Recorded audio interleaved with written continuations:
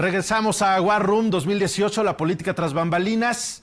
Seguimos hablando del tema electoral, sobre todo tomando en cuenta que esta elección usted la está viviendo, ya nos lo comentaba nuestro invitado anterior, tal vez con un poco de hartazgo. Se ha empezado ya muy temprano, son 6 meses muy largos, pero también la vive con cierto humor, a través de los memes, a través de los videos, a través incluso de fake news. Seguimos hablando, por supuesto, del mundo digital, tratando de entender un poco esta primera elección que se está viviendo de lleno a través de las redes sociales.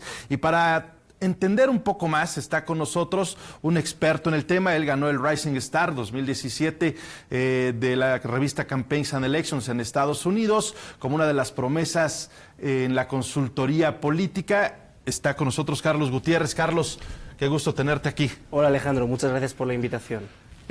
War Room es la empresa, perdóname, en este caso tu empresa... LeBlack Room. LeBlack Room, perdóname, ya lo confundí con el programa. LeBlack Room, una empresa especializada también en elecciones, en temas electorales a través de lo digital. ¿Qué es lo que estamos viviendo desde tu punto de vista, Carlos, en esta materia? ¿Qué es lo que está viendo el público mexicano, el que tiene un celular, el que tiene su computadora en materia electoral?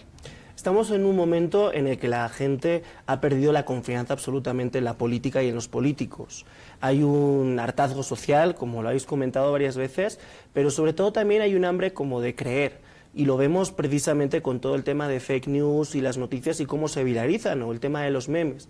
O sea, las personas hoy en día sí tienen ganas de creer y de poder cambiar las cosas. Sin embargo, sí está habiendo una disrupción en el punto de vista en el que no están consiguiendo los políticos realmente comprender bien cómo conectar en esta nueva sociedad que nos encontramos, en el que es difícil saber cuándo nos dicen la verdad o cuándo no. Lo vemos que los investigadores, la gente que hace encuestas y la investigación cualitativa, cuantitativa, cada vez más, ¿no? Hay más sociólogos, antropólogos y están investigando más para tratar de sacar la información real de qué es lo que está pensando el ciudadano. Por eso es este tipo o esta tendencia que estamos teniendo, a informar de otra manera, a hacer política sin que parezca política. Sí, lo he mencionado muchas veces. Yo creo que hoy en día lo que tenemos que hacer, y me refiero sobre todo a nivel digital, es cómo hablamos de política sin hablar de política. Es decir, cómo conseguimos realmente conectar con las personas que hoy en día, cada vez que hablan de política, como que ponen una barrera. Entonces, en lo que tenemos que innovar es en la forma en la que hacemos los contenidos, en cómo estamos desarrollando también plataformas, los memes, de cómo conseguimos conectar con estas personas. Y no hablamos solo a nivel de los millennials, los centennials, que es un tema que se ha debatido mucho, sobre todo en México, ¿no? Por el amplio número de personas que van a decidir en esta elección o que van a votar en esta elección, sino también tenemos que entender que cuando hablamos de los comportamientos digitales no solo es por un término de edad, porque al final las personas, una persona de 50 años cuando está en la red hay momentos en los que se puede sentir como esa persona joven, de 25 años, que bueno, tiene ya prácticamente todo el mundo está en las redes, las abuelitas, las mamás, todo el mundo quiere estar en las redes y conectar de alguna manera, y es propenso a recibir este tipo de mensajes. Claro, entonces tenemos que comprender que la forma de hacer contenido tiene que ser diferente. O sea, ya no podemos irnos solo a una segmentación de edad o de comportamiento, que está claro que necesitamos todo el tema de minería, de investigación, de hacer esos perfiles sociodemográficos, antropológicos, de cómo son las personas que tenemos a nivel digital, sino tenemos que tener también en cuenta el cómo se sienten esas personas. Entonces, si no se innova en la forma en la que estamos tratando de conectar con ellos, y no me refiero solo a nivel de las redes específicas de los candidatos, sino también de toda esa estrategia de acompañamiento. ¿Por qué está funcionando tan bien la parte de los memes? ¿Por qué al final el tema de las noticias o de los fake news la gente se los está creyendo? Por esa parte que te digo de que al final la gente sí tiene ganas de creer. ¿Cómo evaluarías el trabajo de cada uno de los candidatos, de los 3 principales, en redes sociales? Bueno, está claro que AMLO lleva haciendo campaña pues ya muchísimos años y entonces al final se ve que tiene ese comportamiento. Hemos visto un cambio también en la forma en la que está haciendo el tema digital, que se va quizá a cosas más personales, tiene una tendencia a manejar mucho el video. Lo habéis comentado incluso de cómo a veces de forma irónica pues responde grabando videos directamente. En el caso de Anaya, creo que es el que hoy en día tiene una estrategia digital más marcada, en la que está haciendo cosas, bueno, claro, vemos que ya se empieza a viralizar, o están tratando de viralizar a través de otras empresas. Él es insulting and unacceptable, ¿no? Bueno, vemos por ahí una campaña de Ron que está subiendo esto. Vimos, por ejemplo, cómo compartió el propio meme, ¿no? Que había hecho una empresa dentro de su Facebook, compartió el propio meme haciendo gracia. ¿no? Una manera diferente también como de entender la comunicación. En el caso de Meet, pues vemos también, pues lleva menos tiempo, digamos, en este caso, en lo que es la precampaña, ha tenido un crecimiento, está más fuerte en Twitter que en Facebook, vemos que maneja mucha coyuntura todavía. Está claro que también nos encontramos que los tres están haciendo una tendencia mucho del contenido de video. Hay alguno que está manejando más el tema del live. En el caso de Meet está tirando mucho de YouTube Live, avisa con antelación para poder distribuirlo. En el caso de AMLO, lo que te decía, que está manejando mucho también el tema de los videos, quizá no tanto en vivo como otros candidatos.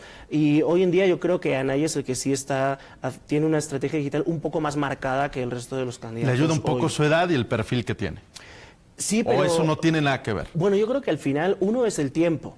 ¿No? Está claro, pues lo que hablábamos. Que lo venía trabajando. Lleva trabajándolo 12 años, Anaya hace mucho tiempo, Meet está claro que hace tiempo que se ve, que va trabajando, pero pues en el tema claro de la precandidatura, digamos, es donde vemos que ahora sí ya se ve como esos esfuerzos por conectar. Pero está claro que al final sí ha cambiado la forma de comunicarse, ya nos tenemos que ir mucho más allá de las fotografías cotidianas, que es algo que están manejando, bueno, AMLO, en el caso de Anaya, Meet un poco menos, sin embargo sí se está apoyando mucho de la campaña de acompañamiento de su mujer. También es muy importante comprender cómo se están manejando y hacia dónde van las campañas paralelas en el caso de las familias. ¿Cómo pueden, y me gustaría que tú me lo comentaras, vienes de ganar una elección en Honduras también, una elección presidencial, has trabajado en España prácticamente, donde vimos o hemos leído todos en México sobre el asunto Cataluña, y hace poco hablaba Barack Obama en una entrevista con David Letterman sobre cómo es que ganaron una elección en su momento gracias o en parte a las redes sociales, pero que jamás imaginaron que las redes sociales podían hacer que se influyera desde otros países para poder movilizar a un sector en específico. Y hacía cierta referencia a los rusos, hoy de los que tanto se habla en México. ¿Qué tan real puede ser? Bueno, al final el tema no es si es real o no, es que la percepción puede acabar siendo real. O sea, hoy en día el poder, y yo creo que es lo que siempre se ha comentado, es la información. Entonces, si tú estás queriendo incidir en una elección y tienes la posibilidad de trabajar con mucho tiempo en lo que es esta estrategia paralela de acompañamiento, evidentemente, y se ha visto, se pueden incidir con todos los medios de comunicación digitales que se crean, con todos los bots. Los perfiles falsos. Claro. ¿Y qué es lo que están buscando esos perfiles falsos? Si tú al final haces perfiles primero de comportamiento, de cómo tienen que ser esas personas y hacia dónde van a estar trabajando, si dentro de un país dividido pues por perfiles sociodemográficos, por zonas geográficas, por varios perfiles, y haces un perfil de cómo tienen que ser esos bots. Entonces, al final, en la construcción, en el tiempo de esos bots, ¿qué consiguen? Empatizar con las personas. Es lo que hablamos, es cómo hablo de política sin hablar de política. Si yo estoy, por ejemplo, en un país donde las cosas están yendo bien, puedo hacer noticias que hablen favorablemente de la situación del país. O puedo hablar, por ejemplo, de cómo ese bot se ha ido a correr hoy al parque a las 6 de la mañana y no le ha pasado nada. Es cómo hablo de la seguridad, por ejemplo, en ese caso, sin tener que mencionar la seguridad de una forma clara. Muchas veces en redes no es lo que se dice claramente, es lo que podemos dar a comprender, de forma que no se pone en la defensa de lo que hablábamos de cuando hablamos de política. Carlos Gutiérrez, muchas gracias. Seguros estaremos de que veremos tu empresa Le Black Room trabajando en distintas elecciones y que esperamos tenerte aquí para platicar un poco lo que ocurra. Muchas gracias, Alejandro. Vamos a ir a un corte, regresamos con más War Room, la política tras bambalinas.